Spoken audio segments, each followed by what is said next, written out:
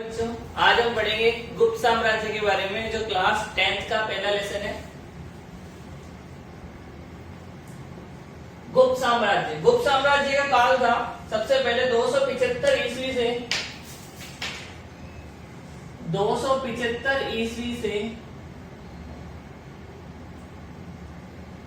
550 ईस्वी तक। गुप्त साम्राज्य का काल था 275 ईस्वी से 550 ईस्वी तक। अब सबसे पहले ये बात आती है कि गुप्त वंश की स्थापना किसने की? गुप्त वंश की स्थापना किसने की?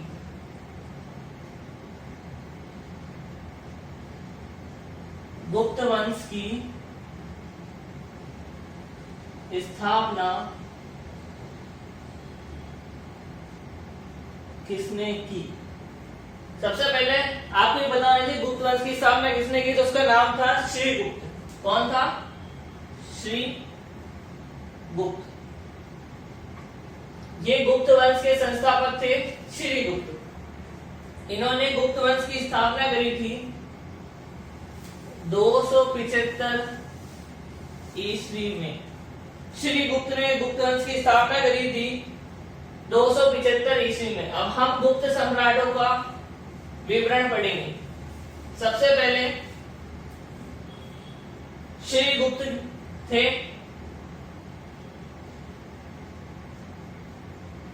श्रीगुप्त के बाद आए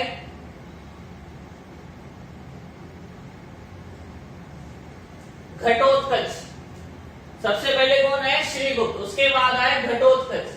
फिर उसके बाद आए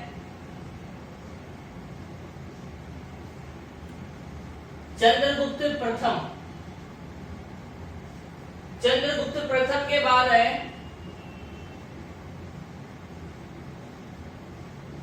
समुद्रगुप्त। समुद्रगुप्त के बाद आए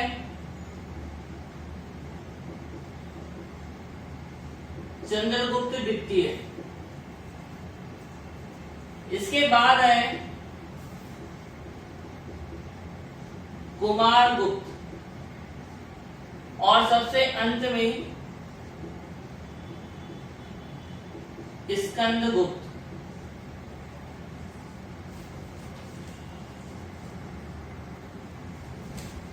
घटोत्कच को महाराज की उपाधि मिली।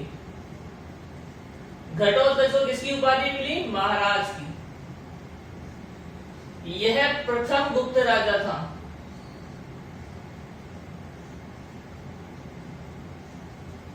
प्रथम गुप्त राजा। अब हम इनके बारे में पढ़ेंगे, एक एक के बारे में।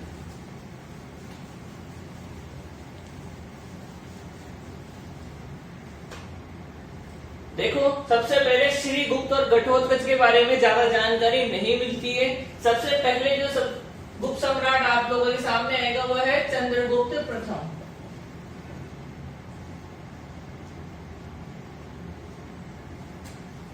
चंद्रगुप्त प्रथम, इसका काल था 320 ईस्वी से 335 ईस्वी। चंद्रगुप्त प्रथम का काल था 320 ईस्वी से 335 ईस्वी तक। अब इसके अंदर इसकी महत्वपूर्ण जानकारी यह है, घटोत्कच का पुत्र था। यह घटोत्कच का पुत्र था।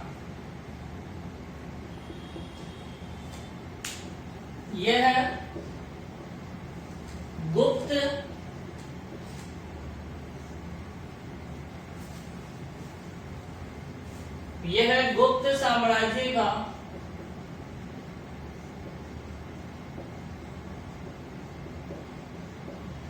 वास्तविक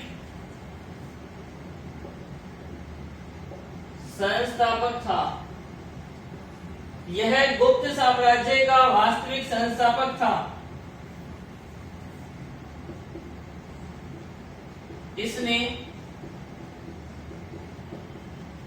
महाराजा धीराज की उपाधि ग्रहण की।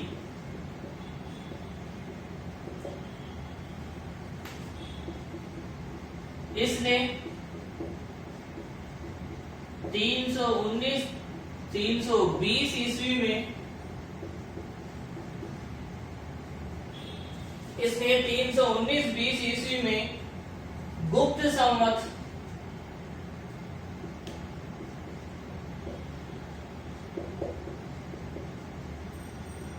प्रारंभ किया। चंद्रगुप्त प्रथम यह घटोत्कच का पुत्र था, यह गुप्त साम्राज्य का वास्तविक संस्थापक था। इसने महाराजा धीराज की उपाधि ग्रहण की। इसने 319-20 ईस्वी में गुप्त संवत प्रारंभ किया। इसके बाद आता है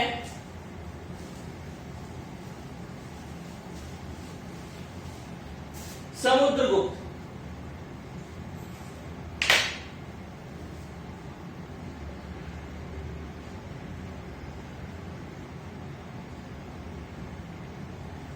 इसके बाद कौन आता है? समुद्रगुप्त। समुद्रगुप्त का काल था 335 ईस्वी से 380 ईस्वी तक। यह चंद्रगुप्त प्रथम का पुत्र था। यह चंद्रगुप्त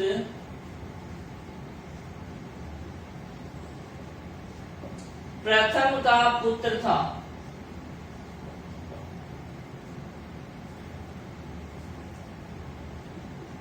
समुद्रगुप्त ने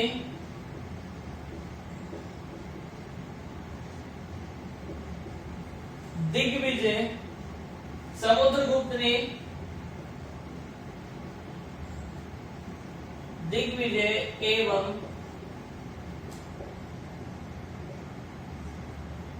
एकीकरण की नीति अपनाई। समुद्रगुप्त ने दिग्विजय और एकीकरण की नीति अपनाई।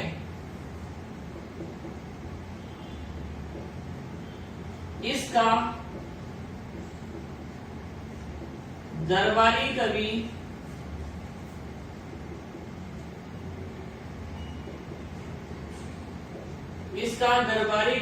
हरिसेन था। इसका दरबारी कवि हरिसेन था। इस पाठ के अंदर ये सवाल कई बार पूछा जाता है कि हरिसेन किसका दरबारी कवि था, तो किसका था? समुद्रगुप्त का। अरे हरिसेन ने एक पुस्तक लिखी थी, उसका नाम था इलाहाबाद प्रशस्ति। जो ये सवाल कई बार परीक्षाओं में पूछा जाता है। इसका दरबारी कवि हरिसेन था। इसने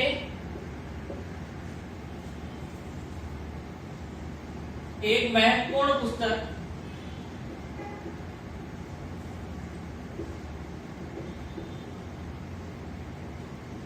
इलाहाबाद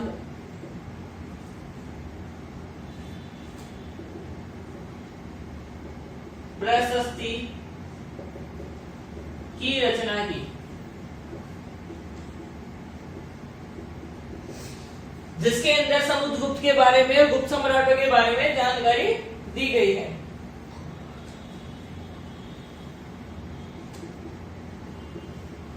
इस पुस्तक में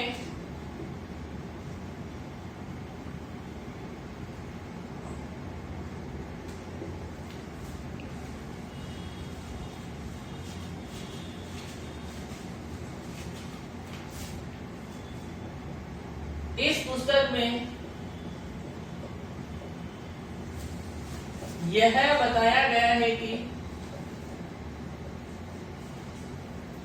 इस पुस्तक में यह बताया गया है कि समुद्रगुप्त कभी युद्ध में नहीं हारा।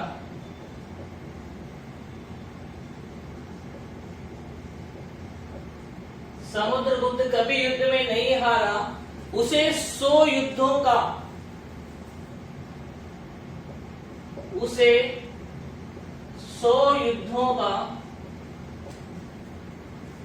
शासक भी कहा गया।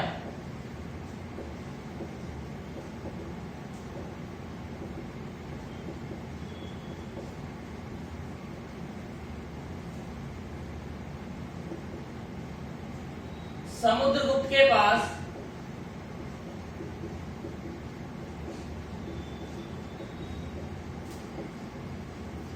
एक विशाल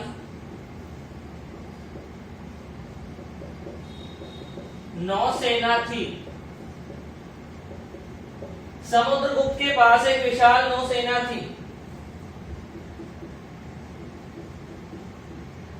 समुद्रगुप्त ने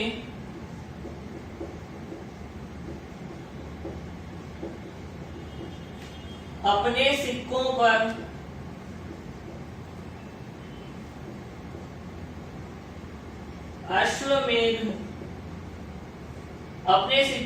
अश्वमेध पराक्रम लिखवाया। अपने सिक्कों पर अश्वमेध पराक्रम लिखवाया।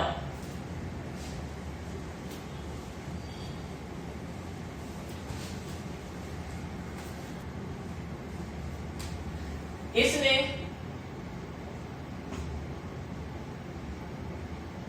कविराज की उपाधि ग्रहण की।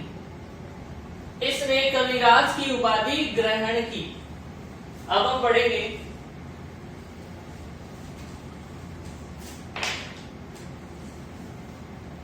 चंद्रगुप्त द्वितीय।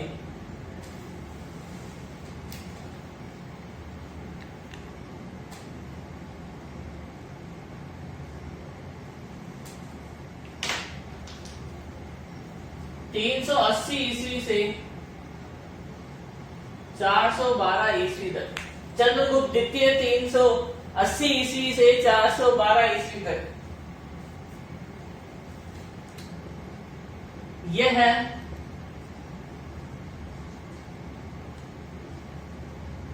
समुद्रगुप्त का पुत्र था। चंद्रगुप्त द्वितीय किसका पुत्र था? समुद्रगुप्त का।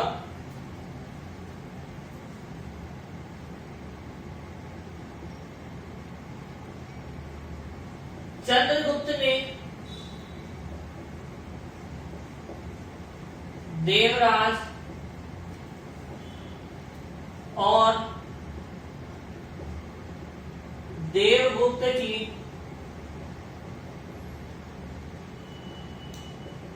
उपाधियां ग्रहण की। समुद्रगुप्त ने देवराज और देवगुप्त की उपाधियां ग्रहण की। चंद्रगुप्त ने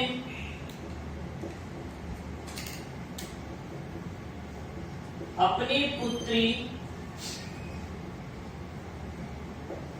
प्रभावती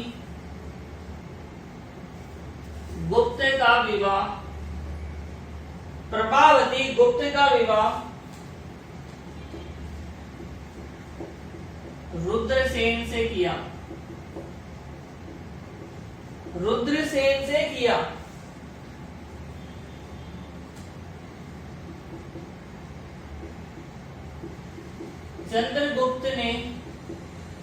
चंद्रगुप्त द्वितीय ने विक्रमादित्य की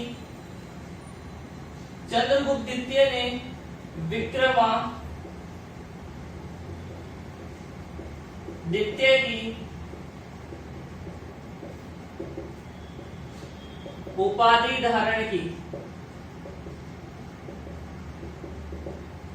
चंद्रगुप्त द्वितीय ने विक्रमादित्य की उपाधि धारण की।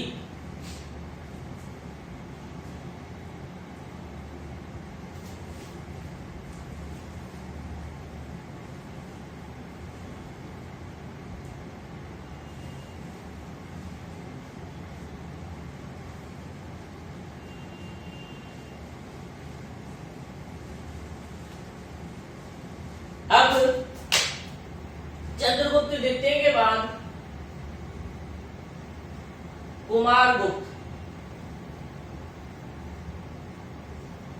कुमारगुप्त इसका कार्यकाल था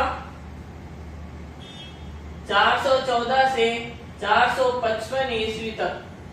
414 ईस्वी से 455 ईस्वी तक कुमारगुप्त का कार्यकाल था।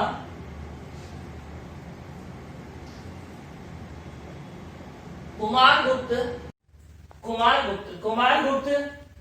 चंद्रगुप्त द्वितीय का पुत्र था। कुमारगुप्त ने नालंदा विश्वविद्यालय कुमारगुप्त नालंदा विश्वविद्यालय का संस्थापक था। उसने अपने अंतिम समय में पुष्यमित्र के विद्रोह का सामना करना पड़ा। उसके बाद है स्कंदगुप्त। स्कंदगुप्त का कार्यकाल है 455 ईस्वी से 467 ईस्वी तक। यह कुमारगुप्त का पुत्र था। इसने सुदर्शन झील का निर्माण जीर्णोद्धार करवाया था। उतार लीजिए उसको।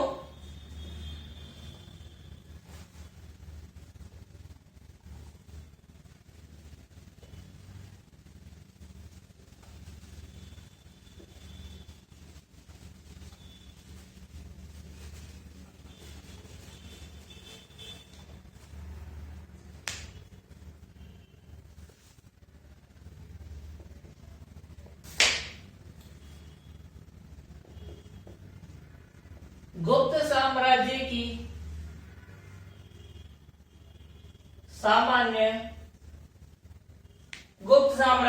सामान्य उपलब्धियां। गुप्त साम्राज्य की सामान्य उपलब्धियां।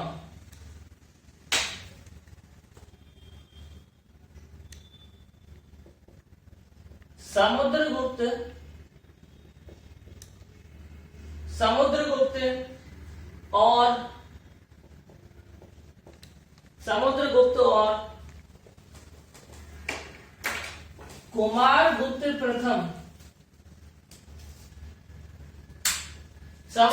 और कुमारगुप्त प्रथम ने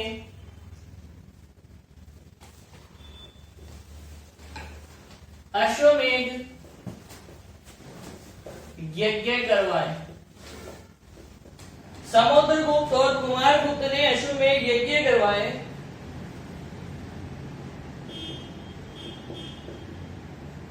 गुप्त सम्राटों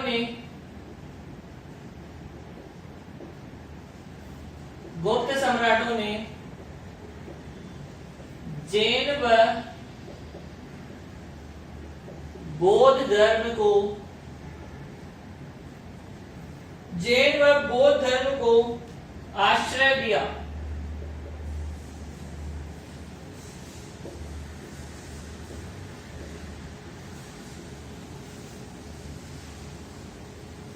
चंद्रगुप्त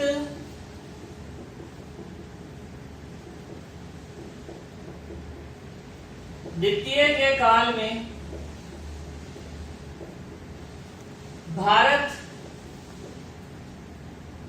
चंद्रगुप्त द्वितीय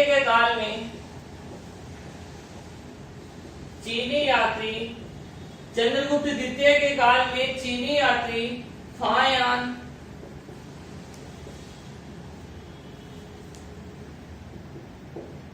भारत आया। यह भारत आने वाला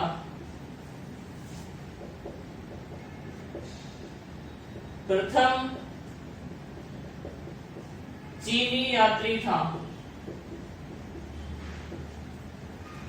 चंद्रगुप्त द्वितीय के काल में चीनी यात्री फायान भारत आया। यह भारत आने वाला प्रथम चीनी यात्री था।